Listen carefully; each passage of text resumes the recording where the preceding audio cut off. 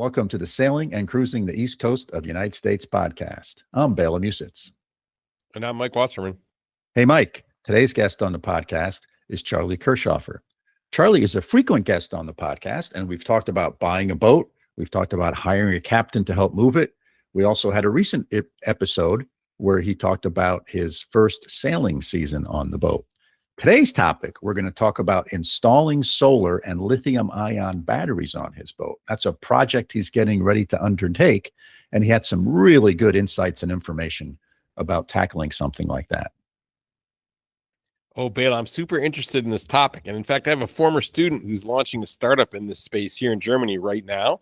And I have a friend who did one of these conversions, right? And I know from talking to people that this is kind of a controversial topic in the sailing world. So I'm excited to hear what Charlie says. Listeners should really listen up for the process that Charlie went through to make the decision and how he's trying to organize the process itself, because it is a pretty significant undertaking, as it turns out, harder than it sounds.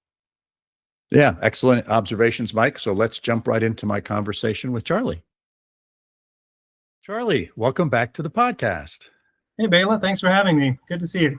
Yeah, same here. So you've been on the podcast a couple of times now, and this past summer, you started thinking about doing a solar conversion on your boat. You've been doing some research about it and trying to understand all the ins and outs about, moving to more solar power to run your systems on your boat and stuff. So I thought that'd be a great topic for our listeners. So maybe you can start off by just speaking a little bit to why you're thinking of undertaking this project. Yeah, sure. So I think it's actually solar and lithium, right? Lithium batteries were an important part of this too. And there were two reasons. Reason number one is the fridge. Mm-hmm. We every time we got off the boat, we turned off the fridge and took everything with us.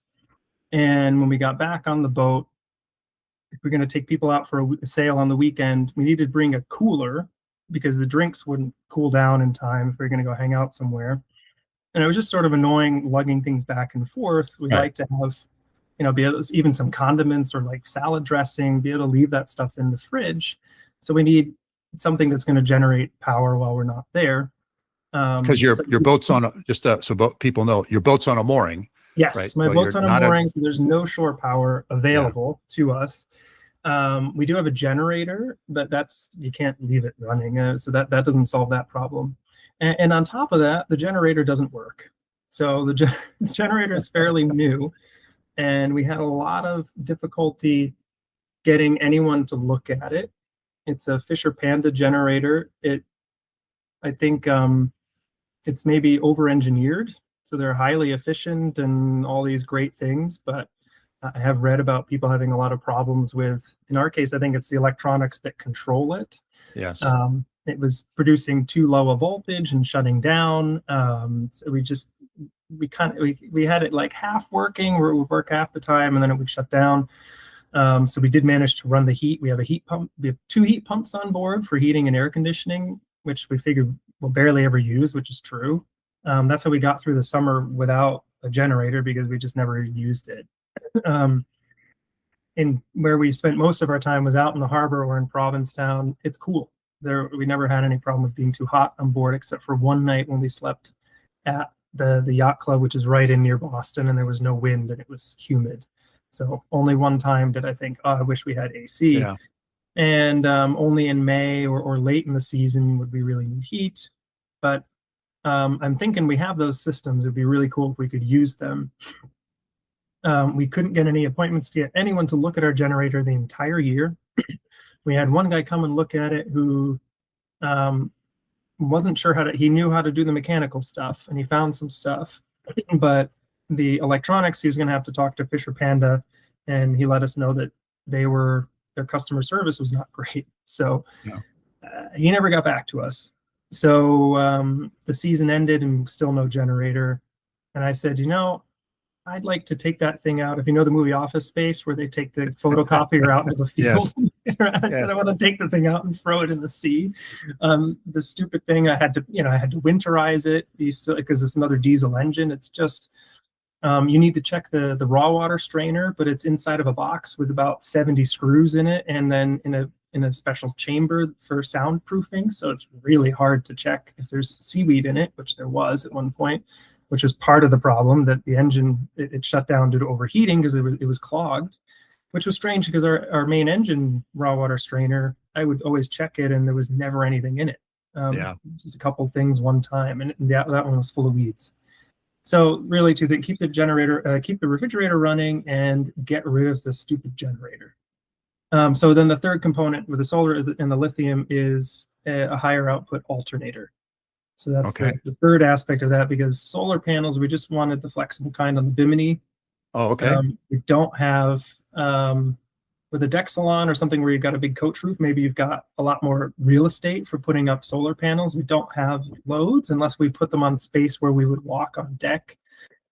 And then you got to wire them some way and they're all over the place. So we said, how much solar can we fit on the bimini? And we determined with some, did some math and determined that should be plenty to run the fridge. And that's it. When we're not on the boat, we don't really need anything more.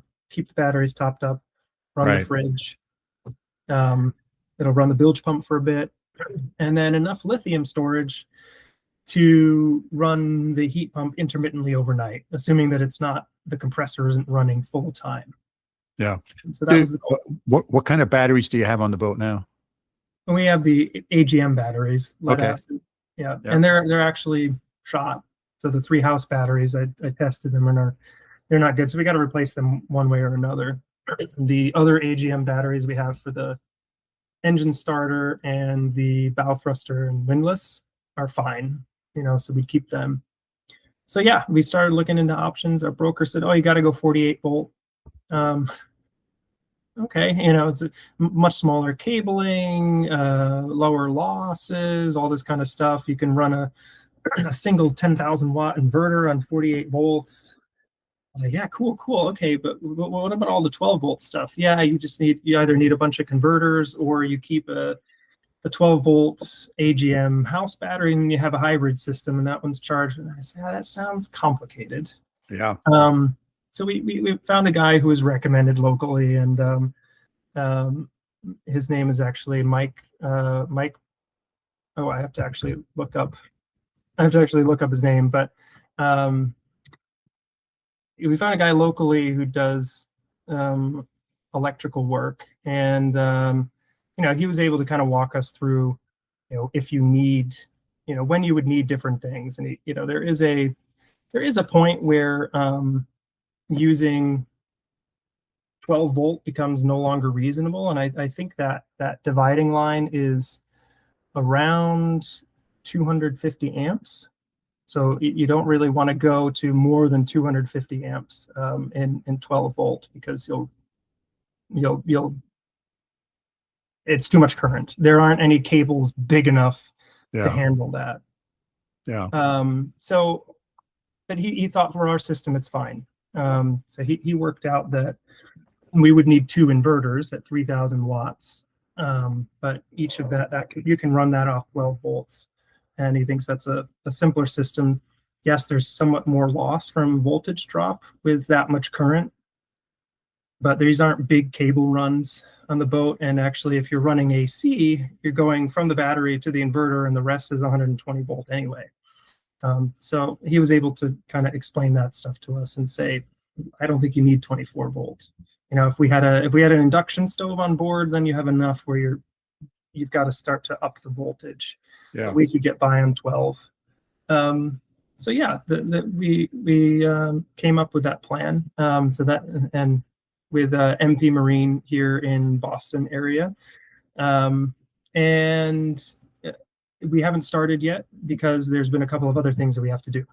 So one of them was get rid of the generator, and I needed to find out how much that was going to cost, because our budget on this is, it's stretching it already. And then I thought, I don't know how much it's going to cost to get rid of the generator.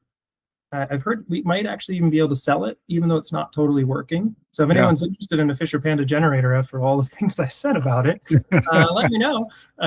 We do want to try to sell it afterwards. The electrician also knows a guy who might actually be able to fix it, who can plug it into his computer if we bring it to him. He's not going to go around to people's boats, but he might actually be able to get it working. So we'll try that. That would obviously help, but we can't rely on it. I did recently get an estimate for removing it. And then as a last step, I wanted to just confirm with our insurance that it was going to be okay. So I told our insurance agent about it. She said the underwriter said we will have to go back out to market if we change. So our electrician wrote up a spec, all these ABYC standards and all these kinds of things. And I think they may have made a snap decision about that before having all the details, because there are different types of lithium batteries, right? There's the kind in your computer and your phone, which are prone to thermal runaway, as they call it, which basically means they can burst into flames. And the lithium iron phosphate batteries, which are supposed to be at least stable and much safer and can be used in a marine environment, but need to be installed correctly, right? We're talking about multiple kilowatts of power, right? So your insurance company will definitely be scared by a do-it-yourself electrical project. So if you're thinking of doing one of those things, you definitely need to, I wouldn't say not to do it yourself if you know what you're doing, but you have to be able to show that it's up to the proper standards. You might need to pay for a survey to check it for the insurance company. So there are definitely implications, and some insurers may just not take it. So you should probably find out what the implications are for your insurance costs. And I will say we don't know yet. I need to check with our agent to see if the underwriter got back to them and see if we need to change companies and what quote we might get. If it's close, we'll go ahead with it. If they're going to double our insurance, I might say, you know what, we'll cancel the whole thing. So that's most of it in a nutshell. So those are the things that we kind of dealt with there. Well, the insurance is a good one, right? Because it's not something you think about. You think, oh, yeah, I mean, right. Like I talked to somebody else about it, and they were like, "Why would you even report that? Like that's right. Is there an exclusion in your policy?" And I didn't find one. But I said, well, I'd heard that people have gotten claims denied, and he said, oh, I've heard horror stories, but I've seen no proof. And I'm like, yeah, but I don't want to find that out after. Right. I don't want to be the proof. Right. Exactly. So when we've modified things in the house, I've told the insurance company as well. Because if it's something valuable, you want to add to the value of the home that's insured as well. Right. And this alters the value of the boat. I think probably depreciation will make up for any increase in value from this. But I would think, having this system installed would be something that people would like. Right. So yeah, there's implications, and you should discuss it and make sure you're going to be covered, I think. Yeah. So you hired a firm to sort of design this system for your boat. Is that correct? Yeah. Right. And then is that firm also going to install it for you, purchase all the components and install it as well? Yes. Yeah. Okay. Yeah. So MP Marine is it's a one-man operation, I think. So really nice guy. Yeah, he designed everything. We told him, and we asked him, like, how much can we fit? We took bimini measurements. Right. And then he also went out to the boat and had a look at everything. He looked at what systems we currently had, looked at the ratings of the heat pumps and things like that, how much power they take. And he pulled together a whole sheet where he also said, this is how long we can expect it to be able to run under various conditions, sea temperature conditions and things like that. So he was able to walk us through, because it's really complicated, right? The hotter the water, the less well it works for air conditioning. The colder it is, the less well it works for heating, which is exactly the opposite of what you want, which means the compressor is going to run longer, which means it's going to use more power. Do you have a high output alternator or not? What's the solar panel situation like? Do you intend to use the heat pumps every day? Or is this just something that you'll do occasionally? Are you okay running the engine for a while? Or is that a no-go? Right. If you're not, you probably should have a generator, right? So there's a few things to ask there before you just leap into a project. Right. There's a lot of variables there. Yeah. So let me just kind of see if I can rattle off the things that it sounds like to me you need to change or add to your boat. So you're going to add solar panels onto the bimini. Yep. And do you know how many watts that will They be? should. It's 2 panels totaling 450 watts. Okay, so 450 watts of solar. And then you need to add 2 inverters. So you take the old inverter out, old battery. Yep. Is it a battery charger inverter combo? That's a good question. I actually don't know. Okay. Yeah. Okay. I know on my boat, it's a combo unit. It probably is an inverter charger. Yeah. Yeah. Because I looked into my house batteries I replaced like 3 years ago now, and I looked into getting lithium at that time, and it was the batteries plus I had to get an inverter charger because my charger won't charge lithium batteries. So okay, so there's an inverter / charger most likely. You said a high output alternator for your your engine. So that the point being there is you can run your engine to charge the batteries, and the alternator that comes with most standard marine engines doesn't. You can get ones that are higher capacity, meaning it'll charge the batteries faster. Right. Right. Yeah. And there's a couple of complex things there too, because you can't. Most alternators are made for charging AGM batteries. And the cool thing about lead acid is it will only take max 30% of its capacity at any time, and it slowly dwindles down how much power it will take as it gets close to charge. And they like to have steady voltage on them as a float. Yeah. So they kind of regulate themselves, and an alternator works well with that. Lithium batteries will take everything you could throw at them. So that alternator will run at maximum until it starts on fire and burns to a crisp if you don't have a special regulator that will control that. So we're getting a wake speed regulator if all goes forward. And that looks at a couple of things. It looks at the amount of power you're taking from the engine and make sure that you have enough power for your prop, because that's one thing. And also the state of charge of the batteries. And there's a little connection to the alternator to measure temperature to make sure it's not too hot. And as the alternator gets warm, it will reduce the amount of power it takes from it. And so you have to look at not the max output, but they have these curves at what RPM and at what temperature are you going to get which amount of amperage coming out of it. And so I think the decision is a 225 amp alternator that's likely to put out 140 to 150 amps at 3,000 alternator RPMs, which is probably 1,500 engine RPMs. It's not the same. Yes. Usually they're geared 2 to 1, but it varies. And that even when it's warm, right? Even warm, it said 140. Now, maybe the manufacturer is lying, but that's more than right now. We have a 125 amp, which probably puts out 60, right? So it's significantly more. You can charge the batteries faster, and it's externally regulated so that you can charge lithium directly. The alternative to that, the simple one, if you wanted to convert to lithium yourself and make fewer changes, is you would have the alternator just charge your starter battery as usual, and you would hook up a DC to DC battery charger to go from the starter battery to the lithium bank. And that way they're not directly connected, and it's all good, right? Instead, we're doing it the other way. The alternator will charge the lithium bank directly, and then we need a DC to DC charger to charge any of the AGM batteries. Okay, so you're not replacing all of your batteries with lithium. No. And they don't recommend, they recommend keeping AGM for starting.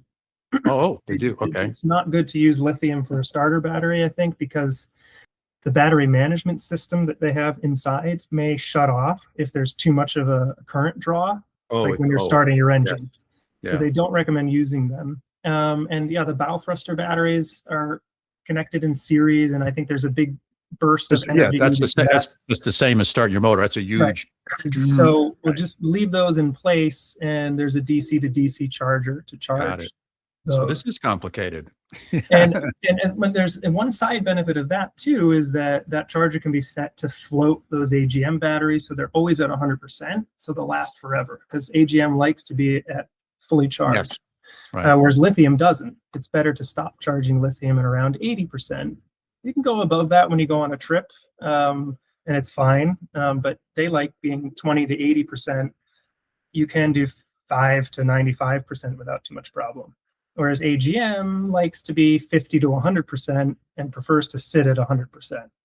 So there's all these different kinds of, Yes. and you can program all this stuff. So going the full distance, because I didn't want to do the battery charger method because it would have taken something like a day and a half or 2 days of engine running to charge the Oh gosh. thing. Yeah. Because not only because the output was lower, but because the battery chargers are usually 40-50 amp. That's all you can do. And so you can add multiple, but I think there's a limit to how much you can draw off of an AGM battery. So Yeah. if you want it to charge faster than that, and I think ours now will likely charge in 2 hours or something. And most trips I've taken so far, we ran the engine for at least 2 hours, right? Sure. A lot of the stuff we're doing more motoring than sailing because we have somewhere that we need to get to meet people. So yeah, we'll have that fully charged. So I think that's fine, and we don't need it every night because we don't, we're not going to live on board. If you're going to live aboard in the Bahamas, you should probably have a generator, right? Right. Or loads and loads of solar. Yeah. Excellent. Is there anything else you need to sort of change on the boat to accommodate this? And we talked about the alternator, talked about the inverters, battery charger. Is there anything else you sort of need to change on the boat? Regulator. Yeah, I mean, we'll also be getting some, I think it's via an app to show the state of charge of the batteries. Because currently we have it on the panel where you see the voltage. Right. Lithium voltage doesn't tell you much because a lithium battery will output that steady voltage until it dies, and then it will suddenly be zero. Yes. Whereas AGM, you have that slow reduction in voltage, which gives you an idea of how much charge you need. It's a completely different system, and I don't entirely understand all of how it works. It actually tracks the current going in, and so it's a different state of charge. So the panel that tells us that we can look at the starter battery and see the voltage. Right. We will still be able to do that, but the house bank will need to use an app to see how charged it is, and also to see what the solar panels are putting out. And you need charge controllers from the solar panels as well. So Right. And shade tolerant solar panels preferably, because if a portion of a panel is shaded, the whole thing will turn off normally. The shade tolerant ones, I guess each cell or each cluster of cells works independently, so that they cost a little bit more, but they're going to massively increase the output. Yeah. So a lot of research goes into that. So spend some time. I did spend a lot of time trying to figure out how all this stuff works. Yeah. It sounds a lot more complicated than the 1 or 2 YouTube videos I watched make it appear. Yeah, I mean, I do think if you do the DC to DC charger from your start battery to a lithium bank, it's relatively straightforward. Yeah. Although you might need inverters to run off of that, but maybe you already have that. But yeah, if you're going to do the high output alternator and all that, there's a lot of stuff to consider, and you want to make sure you don't damage your engine too. Right. You can't. I don't. 225 is already a lot. People talk about way higher, but I'm not sure that's good for the engine, right? Yeah. And trying to find out what the limit for your engine is, they don't really publish those stats. So there, some places online say, "Oh, talk to the engine manufacturer." That's not easy to do, and they even note you may have difficulty finding, and they may not know. So there's some unknowns in there as well. Yeah. Which is why he's going to program that regulator unit, also taking into account how much power output does it need at different RPMs. Right. At a higher RPM, it probably puts out more power than it needs. Yes. So you can charge more. At a lower RPM, you don't want to take away 75% of the engine's power because it could stall. Right. So it is definitely complicated. Very good. So where are you in this cycle of getting this done? So we've gotten the quote for the work. I'm talking to the electrician. I've got an estimate, not a quote, for removing the generator, because the guy said, I don't know what I'm going to find when I get there, but here's what I think it'll cost. And that's what I needed. Is it 1,000? Is it 5,000? Right. You want order of magnitude, right? Yeah. Right. So I got that, and we're basically ready to go. I just need to figure out the insurance. Got it. So I need to confirm that we're going to still be insurable, which I think we will be. If there's going to be a cost difference, if we need to change insurers. So once I get that green lit and I know that we're good on that, then I can say, all right, take the generator out, guys, and tell Mike at MP Marine, hey, you can, once that generator's out, you guys talk about what cables you need to fix and stuff. You can get going on this, because the goal is to have it done before the end of April. Got it. And so I'm just curious, when in your conversations with MP Marine, how long did they say it would take from the time you say go to the time they say done? Well, he said, oh yeah, that's easily something we can do during the winter. But that was in November. Yeah. So yeah, I mean, the time on these things tends to pass by quickly. You know, we're in mid-January now. I think it's still fine. I think he actually needs, what if he has all of the parts, he needs a couple of days. Oh, okay. Probably of continuous work to do it. And I don't think the parts are a problem, but yeah, you know, you've got to get slotted into the work list with the other things they're doing. But yeah, I'm starting to get a little nervous. I definitely want to get it going, so that there's February, March, April to get all of this stuff done. Right. And so hopefully he's going to do this while the boat's on the hard. Yes. Yeah, that's the idea. Yeah. Got it. That should all be done before that. And then, you know, my hope is to launch May 1st. Oh, yeah, that's my hope every season. Yeah. With heat. That would also be good. Yeah. Because we might need it in May. Yeah.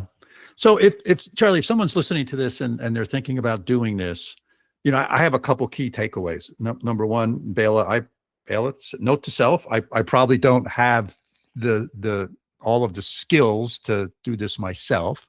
So at least for me, one of the things I've learned from our conversation is find a competent person who understands electronics and these electrical systems in a boat, and have them at least design it for you and give you the instructions and what to buy. I can probably do some of the labor or most of the labor. At least I'm confident in that. Right. So what, besides that, what other sort of words of wisdom would you share with our listeners? I'd say, you know, think carefully about what your needs are and be realistic. So how much are you going to be using? How much power are you going to be using? How often? What alternatives do you have?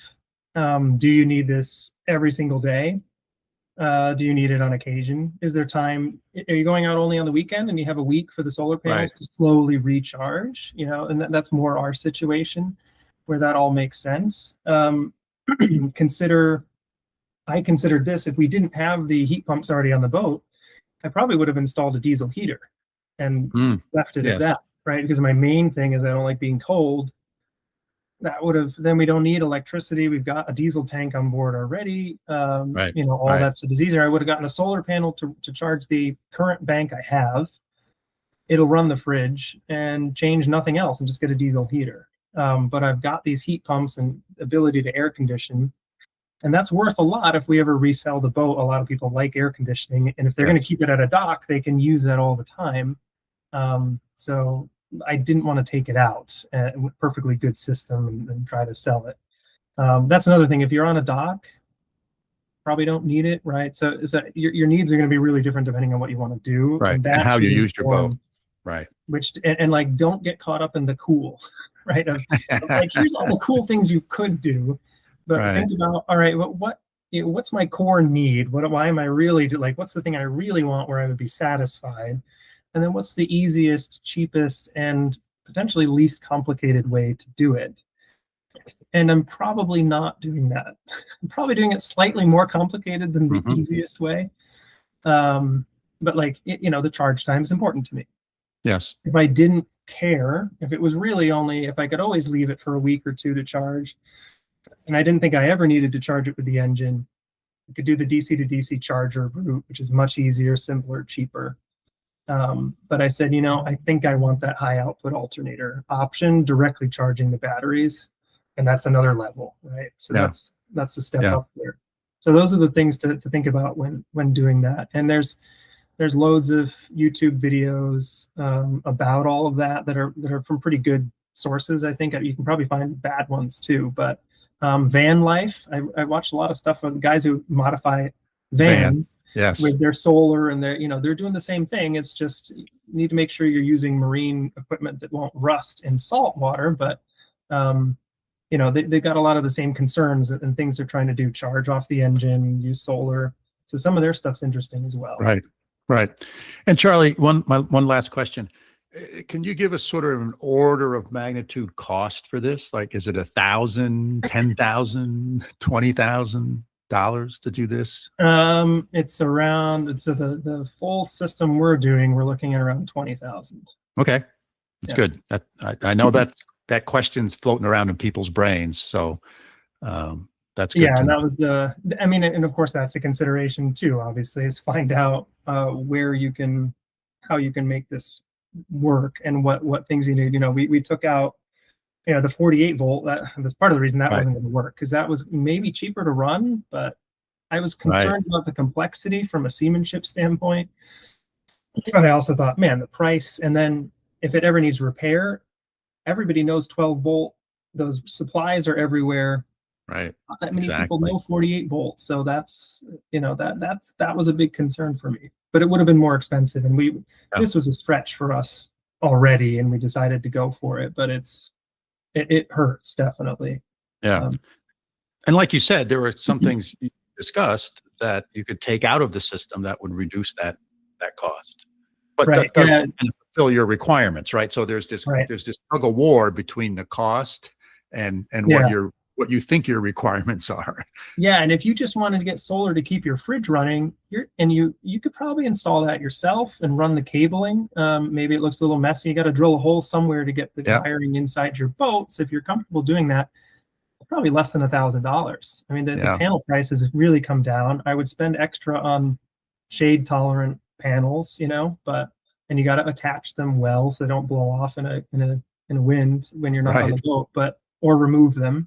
I would make sure you have something so that you can actually take them off if a storm is coming, and when you take down the bimini, that you can take the panels off with it, if that's where you're keeping them. But yeah, that's actually quite cheap. So if you just need solar to run your fridge, everybody should do that. And then converting to lithium is the next step. With a DC to DC charger, that's another grand, depending on how many batteries. And then the high output alternator, if you've got inverters and a lot of electrical loads like heat pumps, or people are switching to convection.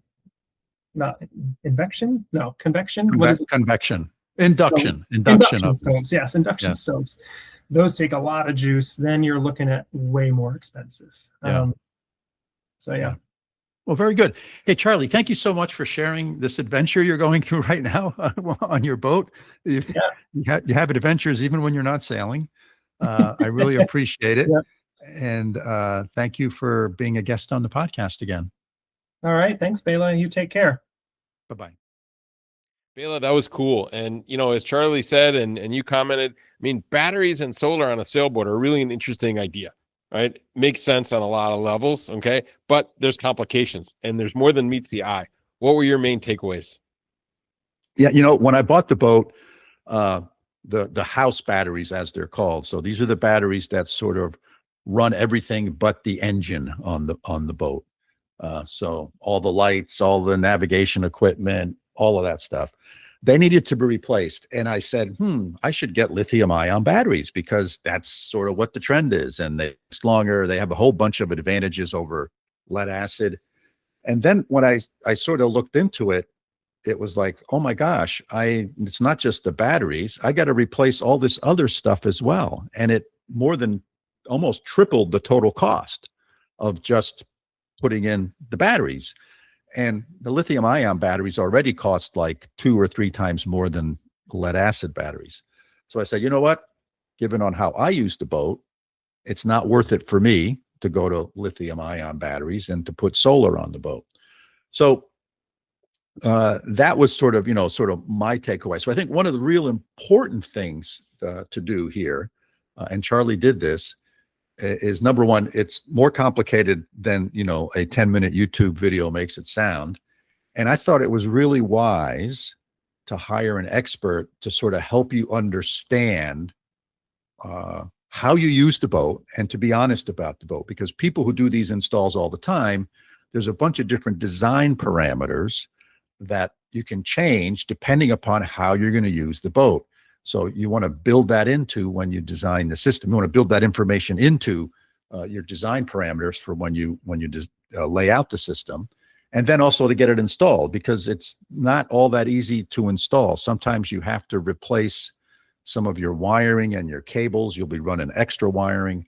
So anyway, that's sort of my kind of brief summary of that. Yeah, it is a cool concept. I mean, I have an electric car. I converted before I moved actually here and from a house to an apartment. I had converted a lot of my my yard appliances from gasoline motors to electric. And I know that electric systems are way less maintenance, right? And they're quieter. And there's all kinds of upsides to them. They can run continuously, right, with their solar powered. And all that is great. And the running costs are almost nothing, right? But when you're installing them in a sailboat, right, there's just a lot more complications. The space is fixed. The needs are fixed. How you're using the boat is different than a car or a lawnmower or whatever. And all these things have to be considered. So I love the idea and I love the direction, and I'm totally supportive of people doing this, but their costs, right?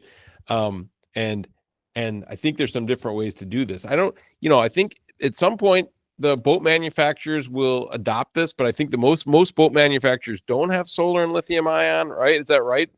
Or some are starting new boats to coming move out with lithium ion. Yeah, some are starting to at least have that as an option when it's built right? in So from the beginning. So and I think that's when we'll particularly- start to see it, right? When it becomes built in to the boats that you buy, right? Yeah, your electric car, it was built in. You bought it. You didn't take your existing gas-powered car and convert it to an electric car. People have done that, but it's the same thing. It's messy. It's expensive. Right. So I that's the think. thing. Yeah, go ahead. Oh, I was just going to say. So, right.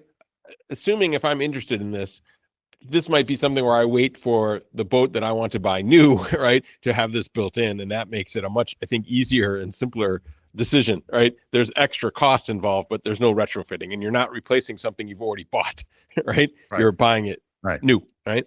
But if you're thinking about conversion, kind of what's your advice to people who they want to make this conversion beyond what you talked about with Charlie? Yeah, I'm going to go back to, I think, which is a really important point, and that is being honest with yourself on how you actually use the boat. Not how you dream about using the boat, but how you actually use it. And let me take you through what I mean by that. So my energy requirements are very different than someone who keeps their boat on a mooring or someone who does multi-day passages. So for example, my boat is pretty much, we go out in the morning, we're going to come back to a dock at night. I plug into shore power and I have all the electricity I need. My batteries get charged up and I'm not using the batteries for 12 hours of that 24-hour period because I'm plugged into shore power. That's very different than, let's say, someone's boat that's on a mooring. And they store their boat on the mooring and they come out and they sail on Saturdays and Sundays, and Monday through Friday, the boat is on the mooring. So if you spring a leak in your boat, yeah, you have a bilge pump. That's great.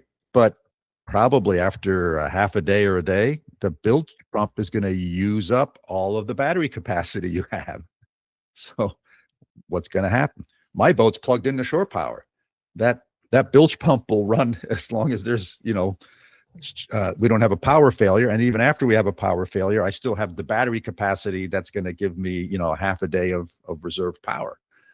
So, and again, that's very different. That's a different use. So the person who's on a mooring needs to think about, how can I keep my batteries charged when maybe I miss a weekend and I don't get to the boat for 14 days. I don't want to get to the boat and the batteries are dead. So that's very different than someone who's going to go on a 7-day cruise out in the ocean and not stop, right? They need to be very independent as well. So you got to figure out how you're going to use your boat. And then you can make a decision as to the amount of solar power you need, the amount of power you can generate from solar, the capacity of your batteries, the types of batteries. So for example, one of the interesting things I've learned is that a lead acid battery likes to be charged at 100% when it's just sitting there. That's when it's happy. So it likes being on a trickle charger when you're plugged into shore power. And it doesn't like to get discharged more than 50%. So if you buy a battery that has 100 amp hours of capacity on the label, it really only has 50 that are usable. I mean, you can use all 100, but you're really going to impact the life of that battery. Lithium-ion batteries, on the other hand, they don't care whether they're sitting at 100% or 80%. It makes no difference. And those batteries, you actually want to discharge them down to 10 or 20%. So if you buy a 100 amp hour lithium ion battery, you actually have 80 or 90 amp hours of capacity. Whereas in a lead acid battery, you only have 50. So there's a lot of these subtleties that, just reading the label, you don't know about. So all of these things come into that equation of figuring out what you want to do. And I think this is what Charlie thought out really well. He understands his boat's on a mooring. It sits there. His anxiety says, hey, I want to make sure that if I spring a leak that, my bilge pumps can keep up. I don't want to get to the boat, and I want to keep my refrigerator running when we're not there, so that I don't have to, cool the refrigerator down and bring ice on the boat, all that kind of stuff. So understand how you use it, understand your wishes, and then I think go to a professional and at least get a consult for it. If you want to install it yourself, that's great, but get the aid of a professional to sort of help you lay it out and design the system. Those were my big takeaways, and that's my advice. Yeah. And, from my standpoint, again, from somebody I put a geothermal system in my house, right? I mean, like who's done some of these, not on a sailboat, but in other parts of my life, has been an early adopter. That's exactly, I think, what my advice would be too, that, okay, if the money is really important, then you really have to look carefully at the dollars and cents or the euros. And it usually doesn't pay to be an early mover or first mover. If money is your driving factor, it's usually important to go. You're better off going a little later once the technology is mature. That's right. Costs have come down and things have standardized. If money isn't an issue, and this use case makes sense for you, right? And you're going to pay a premium. Great, go for it, because you can really be more happy with your investment, right? And get a lot of enjoyment out of that investment in solar or whatever the new technology is that you want to do, because you understand how you're using your boat, and the value isn't monetary, it's emotional. So I think Charlie had that going on too, is emotionally, this was the right decision for him, and he was willing to put, he has a budget obviously, but he's willing to put the money into it. And you got to figure out where you are in that continuum, right? Because some of this is practical and some of this is emotional. And that's right. Know which part is which. Yeah, excellent. One of the other things I just thought about is insurance. And we talked about this with Charlie. Mm-hmm. So just like in your house, your insurance company doesn't want you doing electrical work in your house. They don't want you doing plumbing work. They want a licensed person to come in. Why? Well, there's two good reasons. One is for your safety. They know what they're doing, and maybe you as a handyman know what you're doing, but also from their perspective, they know that it was installed by a licensed person, so that if something does happen, they will still insure you. It's not going to, I'll use the word, void your insurance policy or cause you challenges should you have a claim. The same thing is true in boats.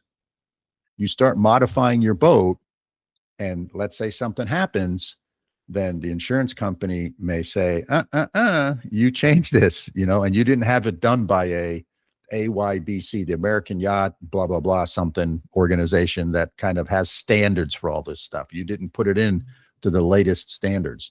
So you got to be cognizant of that. And Charlie talked about that too. He called up his insurance company, and, there was a little bit of a conversation there.